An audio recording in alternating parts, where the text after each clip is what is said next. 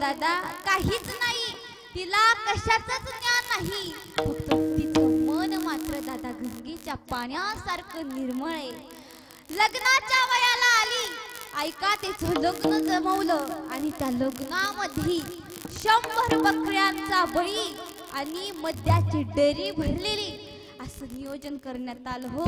100 बकरी दारासमोर बांधलेली होती आणि ती म्हणते, बाबा ही बकरी कशासाठी बांधली हो? त्यावेळेस तिच्या बाबांनी उत्तर दिलं, अगं बेटा तुझं उद्या काय आहे? लग्न आहे आणि त्या लग्नामध्ये काय करावं लागेल? पाहुणे मंडळी नाही जेवायला करावं लागेल. त्यावेळेस ती मुलगी म्हणते, बाबा दुसरं काहीतरी करा ना, असला नको जेवायला. त्यावेळेस तिचे बाबा म्हणले, अरे बाळा ऐक म्हणले, जे वराड असतं ना दादा ते कशावरून नाराज झालेलं असतं हो? जेवणावरूनच नाराज झालेलं असतं, बरोबर ना? म्हणले ती वराड नाराज होईल म्हणले त्यांना चांगलं जेवण करायला लागेल. त्यावेळेस ती एखाद्या आपल्या चांगल्या गोष्टीला कामाला पडतील, नाहीतर नाराज होतील आणि पुन्हा आपल्याला काहीही मदत करणार नाही, असं तिच्या बाबांनी तिला सांगितलं. म्हणली बर ठीक आहे बाबा.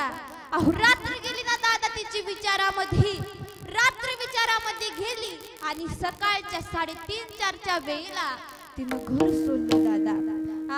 गावामध्ये गेली नाही हो, थेट महाराज वनामध्ये गेली आणि त्या वनामध्ये जाऊन एका झाडावरती बसली आणि विचार केला, अरे माझे बाबा येथे कुणालाही पाठवतील, शोधायला लावतील, झाडाचे पान ना पान शोधून मला काढतील.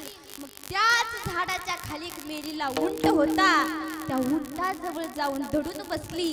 अहो तिचे वडील आले, वडिलांनी शोधून काढलं पण ती काही त्यांना सापडली नाही.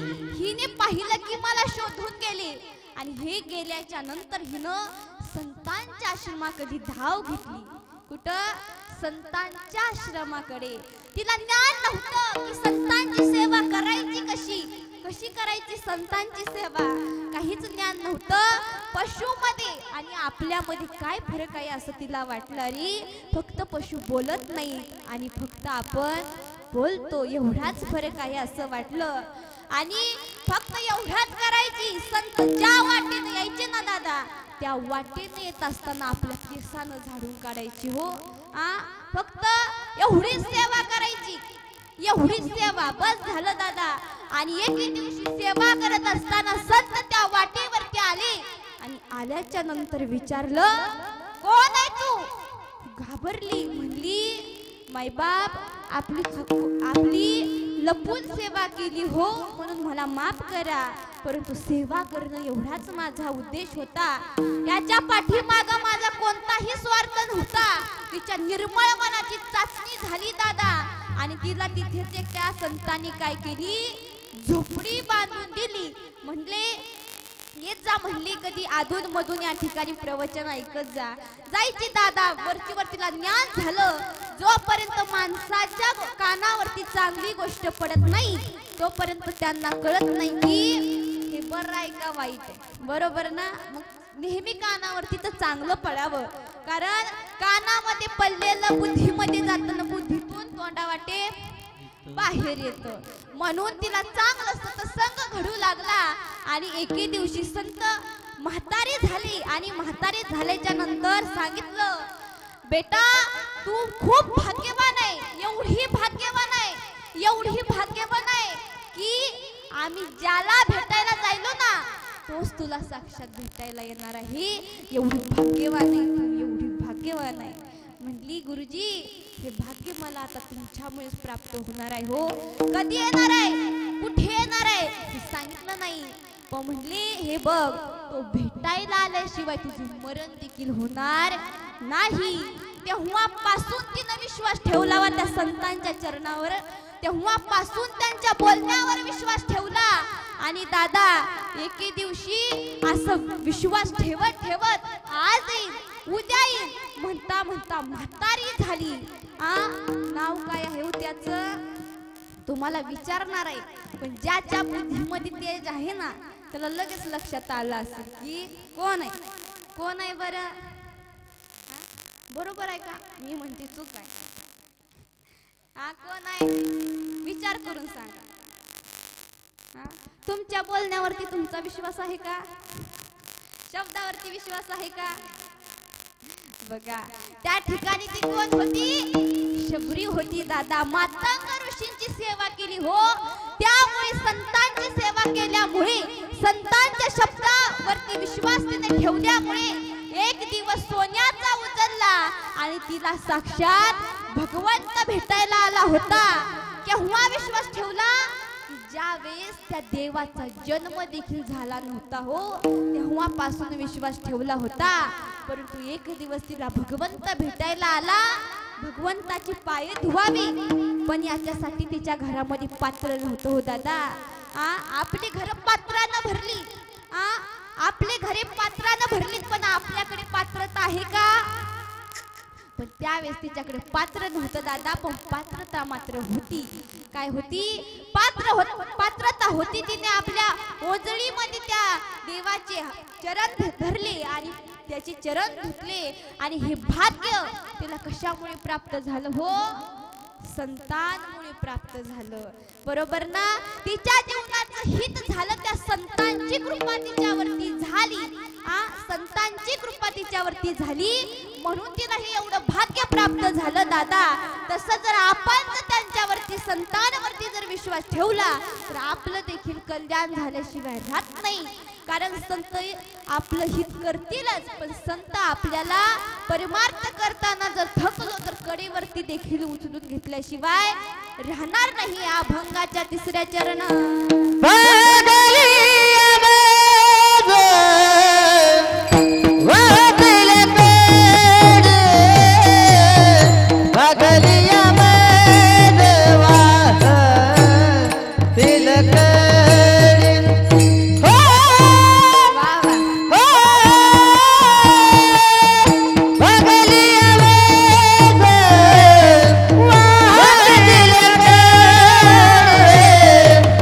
Bhagaliya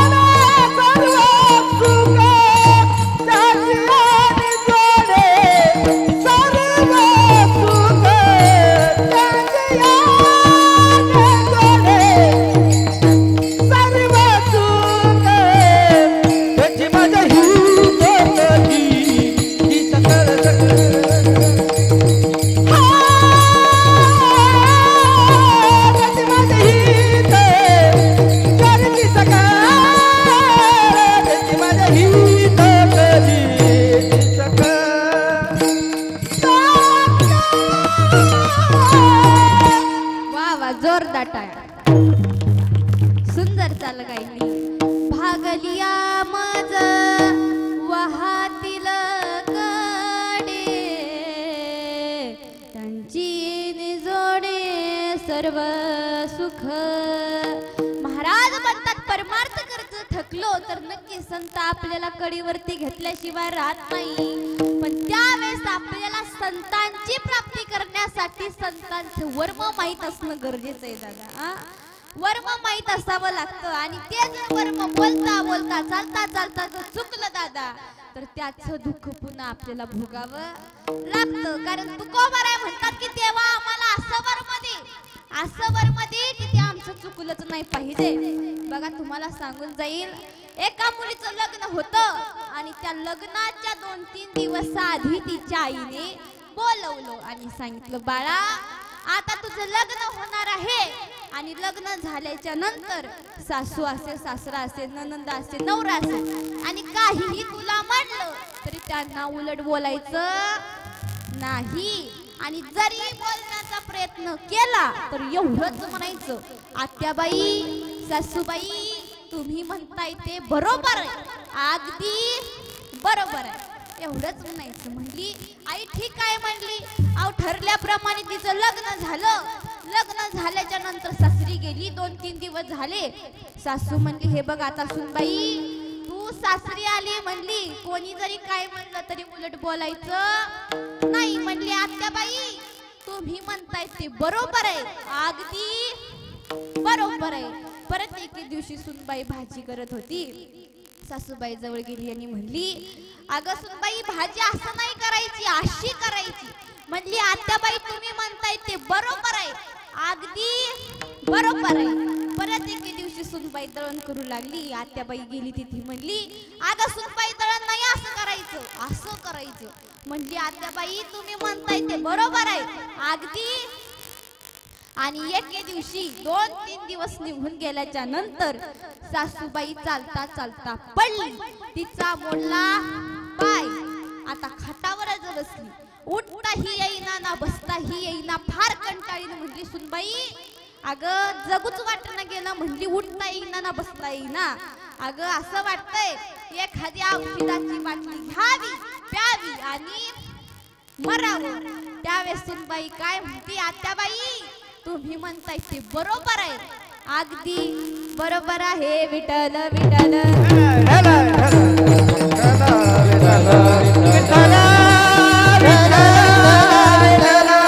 म्हणजे आपण जेवढं सांगितलं तेवढंच बोलण्याचा प्रयत्न करतो महाराज. आपल्याला पूर्ण वर्म माहीत नसतं. बघा एक शेतकरी होता त्याने शेजारच्या घरामध्ये चोरी केली. त्याची केस कोर्टामध्ये गेली.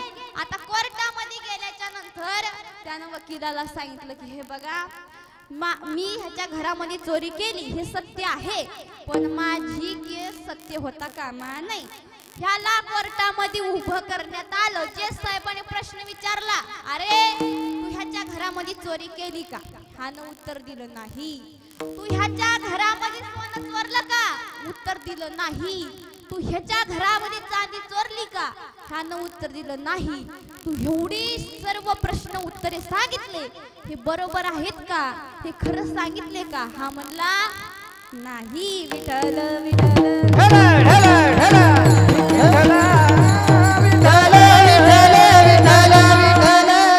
म्हणजे दादा संतांची जर कृपा आपल्यावरती व्हायची असेल तर संतांचं वर्म आपल्याला माहित असणं गरजेचं आहे. कारण तुकोबाराय म्हणतात की आम्ही जगाचा अनुभव घेऊन तुम्हाला सांगतोय की काय करा संतांवरती विश्वास ठेवा असं साधं सांगत नाही. कारण संत फार दयाळू आहेत मायाळू आहेत. पण संतांचं आपल्याला नामस्मरण देखील करावं लागेल. पण परिणाम असा झाला दादा सध्याच्या स्थितीमध्ये लोक कीर्तन चालू असताना काही काही कानामध्ये बोट घालून बसू लागली. भगवंताचं नामस्मरण चालू असताना कानामध्ये बोट घालून बसायचे. त्याचा परिणाम असा झाला की लोक बहिरे झाले. काय झाले बहिरे झाले. बहिरा झालो जगी बहिरा झालो. बहिरा झालो जगी बहिरा झालो. लोक बहिरे झाले दादा. सांगू का एकदा जर बहिरे झाले त्यांची स्थितीच काय होते. 2 बहिरे जर एकत्रित आले आणि त्याच्यामध्ये जर तिसरं मी आलो झालंच म्हणायचं समजा दादा. गोंधळ झाला. बघा एक शेतकरी होता, त्यानं काय केलं, आपल्या मेंढ्या घेतल्या आणि शेतामध्ये चारण्यासाठी गेला. गेल्याच्या नंतर त्यानं काय केलं, उन्हाळ्याचे दिवस होते, मेंढ्या सोडल्या आणि झाडाखाली निवांत जाऊन बसला. बसल्याच्या नंतर 2-3 तासांना उठला, बघितलं तर आपल्या मेंढ्या गायब आहे. तिथे एकही मेंढी नाही. पुढे जाऊन पाहिलं तर एक शेतकरी होता. म्हणला आता ह्यानं नक्कीच आपल्या मेंढ्या पाहिल्या असतील, ह्याला विचारावं. आणि विचारलं तर ह्याला ऐकू येत होतं का? नव्हतं. विचारण्याची स्थिती ही नव्हती. म्हणला माझ्या मेंढ्या पाहिल्या का? आणि ज्याला विचारलं दादा, तो ही त्या सोसायटीचा मेंबरच होता, म्हणजे तो ही बहिराच होता. गेला ना म्हणला माझ्या मेंढ्या पाहिल्या का? म्हणला ह्याला वाटलं ह्या गौऱ्यामध्ये काय लावले. हा म्हणला असा बोट करून सांगितलं की ह्या गौऱ्यामध्ये कांदे लावले. ह्याला वाटलं इकडं मेंढ्या गेला, सांगितलं. हा त्या दिशेनं गेला. तिथे गेल्याच्या नंतर त्याच्या मेंढ्या त्याला सापडल्या. आता सापडल्याच्या नंतर म्हणला बिचाऱ्यानं माझ्या मेंढ्या सापडून दिल्या, एवढ्या मेंढ्या सापडून दिल्या, ह्याचे उपकार माझ्यावरती झाले, काय तर आपण ह्याला छोट मोठं वस्तू भेट म्हणून द्यावी. ह्यानं काय केलं, त्याच्यामधले मोडक मेंढी होती बर का, मोडकी मेंढी होती. ती मोडकी मेंढी त्याला नेऊन द्यायची ठरवलं. आणि हा त्याच्याजवळ गेला. म्हणला हे बघा, तुम्ही माझ्या मेंढ्या सापडून दिल्या, ही मेंढी तुम्हाला बक्षीस. ह्याला वाटलं की ह्याच्या मेंढीचा पाय मीच मोडला की काय. हा भांडू लागला. म्हणला मी ह्या मेंढीचा पाय मोडला नाही. अहो किती वेळ तर भांडण चालू झाले. म्हणले हे बघ, म्हणला चल, म्हणला पाटील साहेबाकडे जाऊ. म्हणला गावच्या पाटलाकडे गेले दादा. आणि हे दोघं जण जायला, आणि त्या ठिकाणी पाटलाचं पाटलिनीचं भांडण व्हायला गाठ पडली. आणि पाटलानं पाटलिनीला बाहेर काढलं आणि दोघं जण गेले. पहिला म्हणाला हे बघा ऐका, म्हणला पाटील साहेब, मी ह्यानं माझ्या मेंढ्या शोधून दिल्या म्हणून मी काय करतोय, ह्याला मेंढी बक्षीस देतोय. आणि दुसरा म्हणाला पाटील साहेब, मी ह्याची मेंढी मोडलीच नाही तर मी भरून का देऊ. आणि पाटील साहेब म्हणले तुम्ही दोघांना कितीही सांगितलं तरी मी माझ्या पत्नीला घरामध्ये घेणार नाही. विठ्ठल विठ्ठल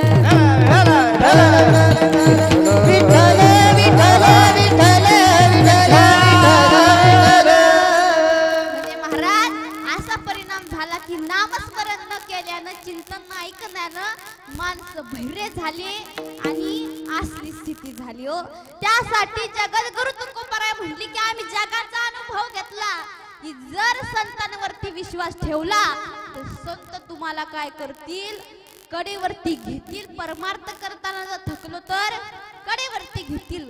कारण ऐका दादा, कुर्मदास नावाचा जो भक्त होता त्याला हात नव्हते, पाय नव्हते. भगवंताचं वारीला जायचं म्हणून लोटांगण घाट त्या ठिकाणी लोहगाव पर्यंत गेला. परंतु त्याचं सर्व अंग जे काही होतं ना ते रक्ताने लाल झालं. त्याला पुढे जाण्याची क्षमताच राहिली नाही. एका गटाराजवळ जाऊन पडला आणि एका वारकऱ्याला सांगितलं की हे बघा दादा, तुम्ही काय करा, पांडुरंग परमात्म्याच्या भेटीला जाताय ना, आता माझी क्षमता राहिली नाही. हो, तुम्ही काय करा, त्या पांडुरंग परमात्म्याला सांगा की कुर्मदास नावाचा एक तुमचा भक्त आहे, त्याला येण्याची क्षमता नाही, तो येऊ शकला नाही. आणि तुम्ही काय करा तर माझा नमस्कार त्या पांडुरंग परमात्म्याला सांगा. हा वारकरी तिथे गेला, चंद्रभागेचं स्नान घेतलं, पांडुरंग परमात्म्यापाशी गेला. आणि गेल्याच्या नंतर त्या ठिकाणी पांडुरंग परमात्म्याला ह्यानं सांगितलं की असा तुझा भक्त आहे, त्याची स्थिती अशी झाली. भगवंताला कर्मला नाही दादा, भगवंतानं विटेवरची उडी खाली टाकली आणि त्या लोहगाव मध्ये आला. आपल्या हातानं त्याचं सर्व अंग होतं रक्तानं लालीलाल झालेलं होतं, ते सर्व त्यानं तिथून नीट केलं आणि विचारलं तुला हात पाहिजे का, तुला पाय पाहिजे का. ह्यानं उत्तर दिलं की देवा मला आता काहीच नको रे, देवा आम्हाला फक्त एवढीच माझी शेवटची इच्छा आहे की तुझ्या मांडीवरती मला मरण दे आणि त्यावेळेस ह्यानं शेवटचा प्राण भगवंताच्या मांडीवरती सोडला दादा मग तसंच आपण देखील परमार्थ करताना जर थकलो तर संत देखील आपल्याला कडेवरती घेतल्याशिवाय राहत नाही विठ्ठल विठ्ठल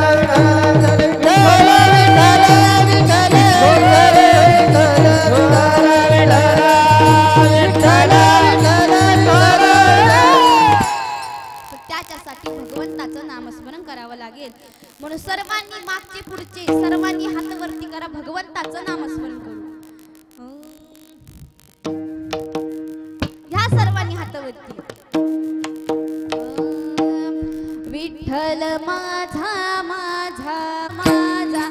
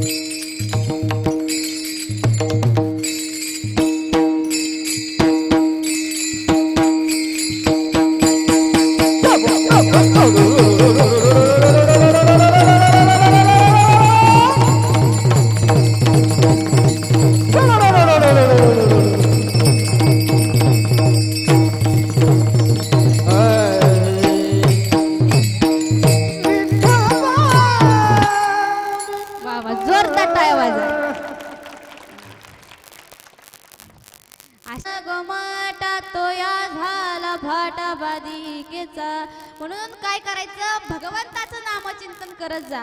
कारण दादा उठता बसता तरी आपल्याला नामस्मरण करायचं. आपल्या तोंडाला काही काम असतं का? हो नाही. कारण नामस्मरण करायला काय उठूनच करा असं काही नाही. ठाईच बैसोनी करायक चित्त आवडी आनंद आळवावा. एका चित्तानं बसून नामस्मरण करायचं. म्हणून सर्वांनी नामस्मरण सुंदर प्रकारे केलं. बघा आपल्या कीर्तनाचं जवळपास वेळ संपत आलेला आहे. संपत आलेला आहे. मग बघा आपण जर साधू संतांची जर अशा प्रकारे सेवा केली, संतांवरती जर आपण अशा प्रकारे विश्वास जर आपण ठेवला, तर संत आपलं हित वगैरे आपल्यावरती त्यांनी कढेवरती देखील घेतील. पण हे सर्व कधी करतील, ज्यावेळेस त्यांच्या विश्वासाला आपण देखील तडा जाऊ दिला नाही पाहिजे. त्यांचं वचन बोललं नाही पाहिजे. हे अभंगाच्या शेवटच्या चरण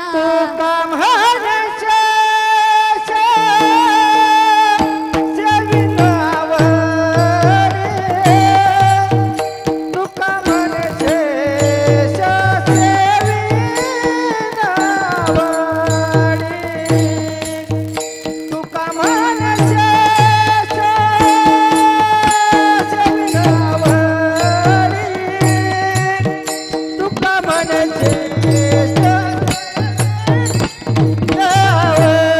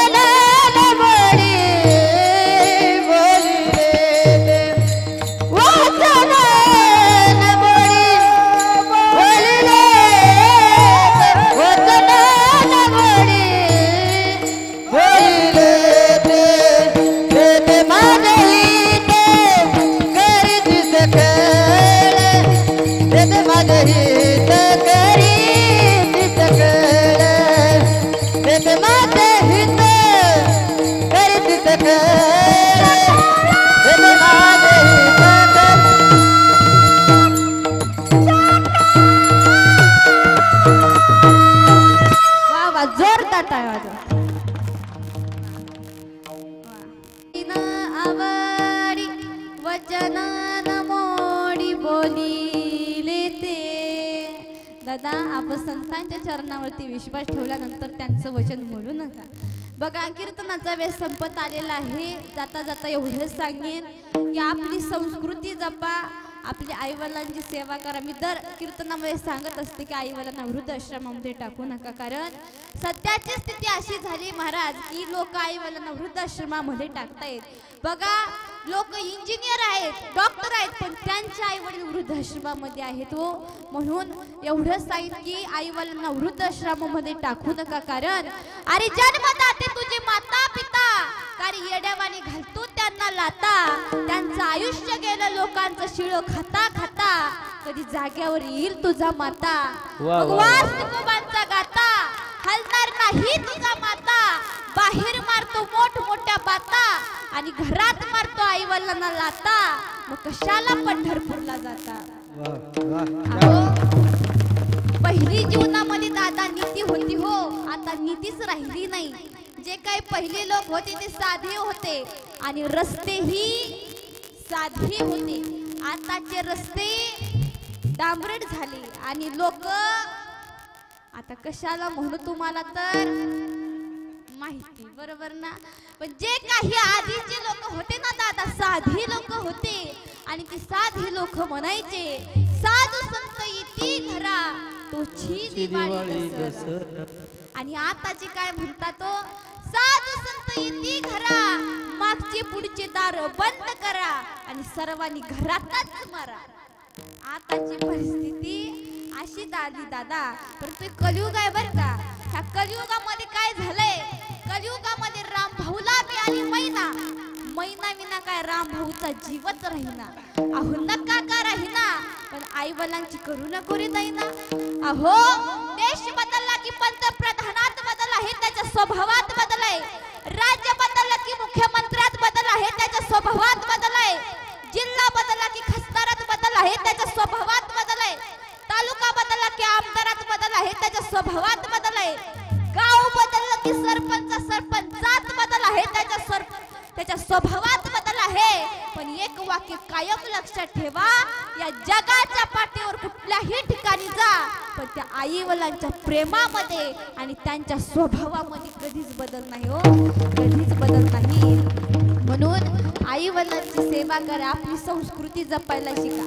बघा सध्याच्या स्थितीमध्ये आता सिनेमागृहामध्ये छावा नावाचा चित्रपट आला ना.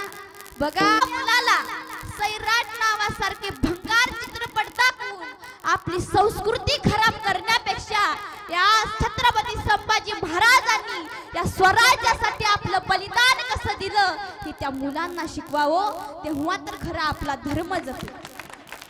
कारण महाराज संस्कार टिकले तरच संस्कृती टिकेल आणि संस्कृती टिकली तरच हा भारत देश टिकेल दादा. म्हणून आपले संस्कार जपा एवढंच सांगेन. सर्वांनी गोड अशी साथ दिली. इकडे आमचे चौकदार महाराज असतील, त्यांचं आजचे सौजन्य ज्यांच्या मार्फत